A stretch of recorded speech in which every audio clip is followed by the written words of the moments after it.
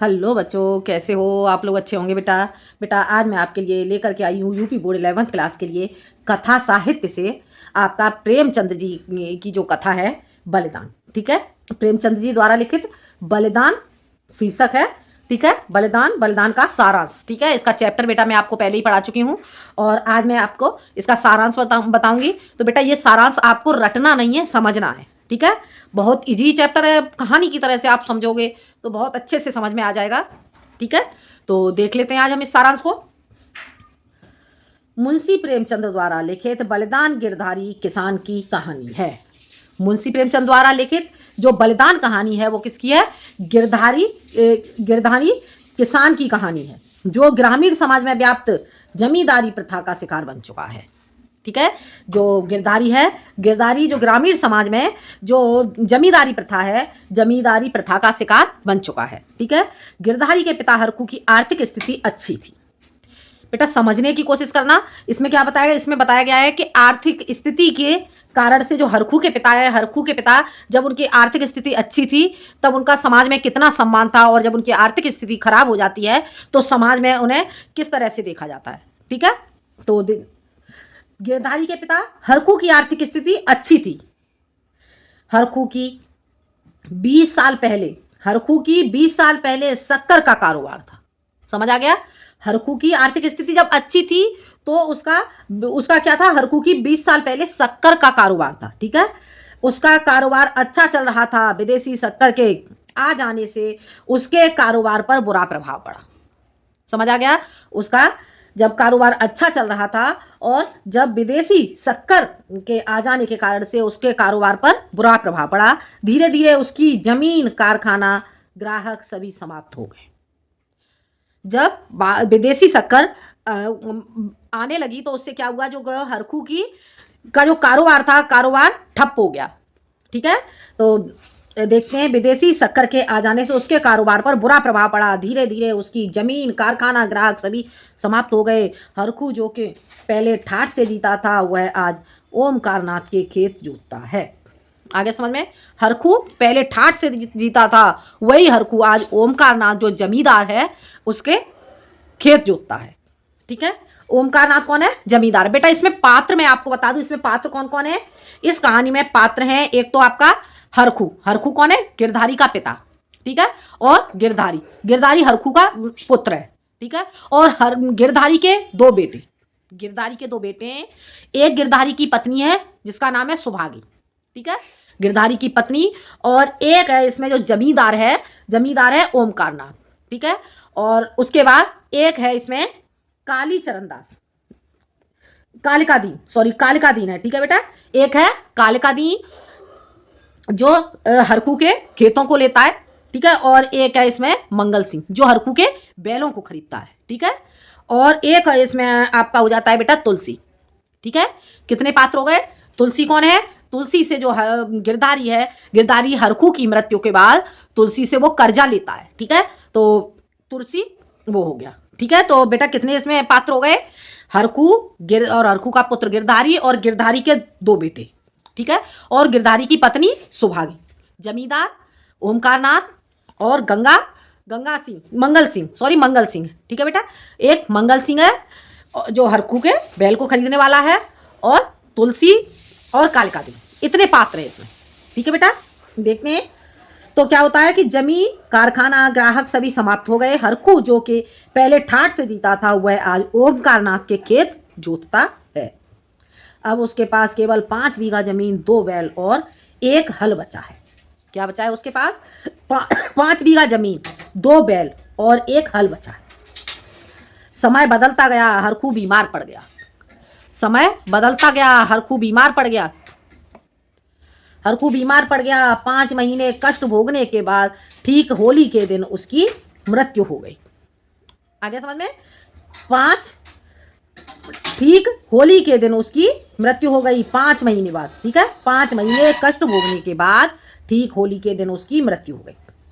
गिरधारी ने बड़ी धूमधाम से पिता का अंतिम क्रिया किया। ठीक है, गिरधारी ने बड़ी धूमधाम से पिता का अंतिम संस्कार किया। कुछ दिनों बाद जमींदार ओमकारनाथ ने गिरधारी को बुलाकर कहा कि 100 रुपए नजराना देकर ओमकारनाथ ने गिरधारी को बुलाकर कहा कि 100 रुपये नजराना देकर जमीन अपने पास रखो। जो खेती थी, जिस खेती को हरखू ने तैयार किया था, तो ओमकारनाथ चाहता था कि उस जमीन को पहले, उस जमीन पर किसका हक होगा? गिरधारी का। ठीक है, तो वो गिरधारी से कहता है कि गिरधारी, तुम 100 रुपये नजराने मुझे दे करके जो तुम्हारी जमीन है उसे तुम अपने पास रख लो। ठीक है, लगान का पैसा पहले जो हरखू के पिता के पास था 8 रुपये।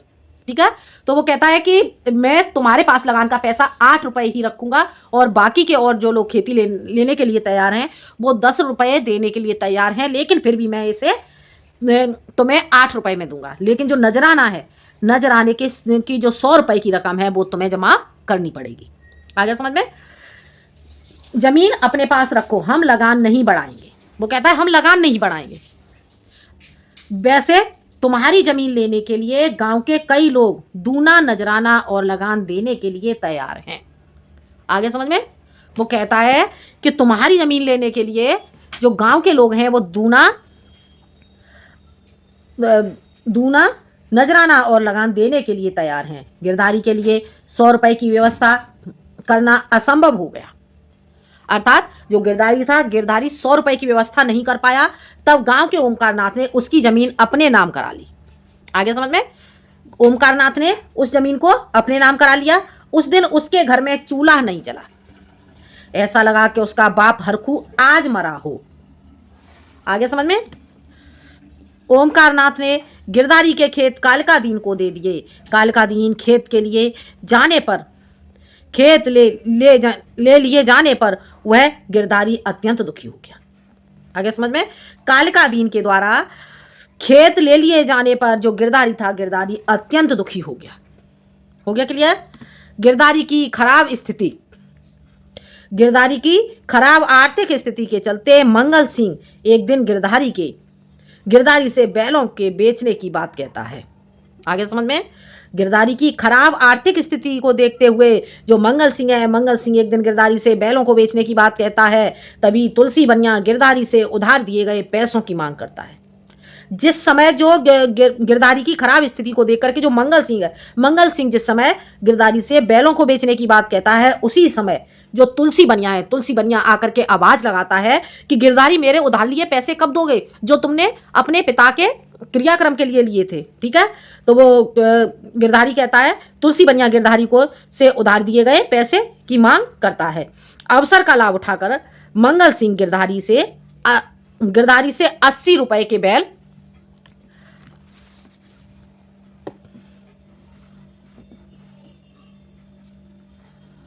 60 रुपए में खरीद लेता है। बैलों के चले जाने से गिरधारी अंदर से टूट गया। ठीक है, बैलों के चले जाने से गिरधारी अंदर से टूट गया। उसने रात में कुछ खाया नहीं। सुबह उसकी पत्नी ने उसे चारों तरफ ढूंढा, किंतु वह कहीं नहीं मिला। गिरधारी के कहीं भी न मिलने पर सुभागी बहुत परेशान थी। गिरधारी के कहीं न मिलने पर सुभागी बहुत परेशान हो जाती है। अंधेरा होने पर अचानक उसे लगा कि गिरधारी बैलों की नांद के पास सिर झुकाए खड़ा है। आगे समझ में? सुभागी बहुत परेशान हो जाती है। अंधेरा होने पर अचानक से सुभागी को लगता है कि गिरधारी बैलों की नांद के पास से झुकाए खड़ा है। सुभागी उसकी तरफ बढ़ी तो वह पीछे हटता हुआ गायब हो गया। जब सुभागी उसकी तरफ बढ़ी तो वह पीछे हटता हुआ गायब हो जाता है, गायब हो गया। अगले दिन जब कालिका दिन सुबह खेतों में हल लगा रहे थे, अगले दिन जैसे ही, देखो यहां मैं बेटा आपको समझा दूं, सुभागी जैसे ही उसकी तरफ बढ़ती है तो वो गायब हो जाता है। ठीक है, तो जो गांव है, गांव में अफवाह फैल जाती है कि जो गिरधारी है, गिरधारी भूत बन चुका है। ठीक है, इस तरह की गांव में अफवाह फैल जाती है। कालिका दिन सुबह खेतों में हल लगा रहे थे तो उन्हें लगा कि गिरधारी खेत की मेड़ पर खड़ा है। खेत की मेड़ पर खड़ा है। कालिका दिन जब उसके पास पहुंचे तो वह गायब हो गया। कालिका दिन जब उसके पास पहुंचे, किसके पास? गिरधारी के पास। कालिका दिन जब गिरधारी के पास पहुंचते हैं तो गिरधारी गायब हो जाता है। सारे गांव में गिरधारी के भूत बन जाने की अफवाह फैल गई। सारे गांव में गिरधारी के भूत बन जाने की अफवाह फैल गई।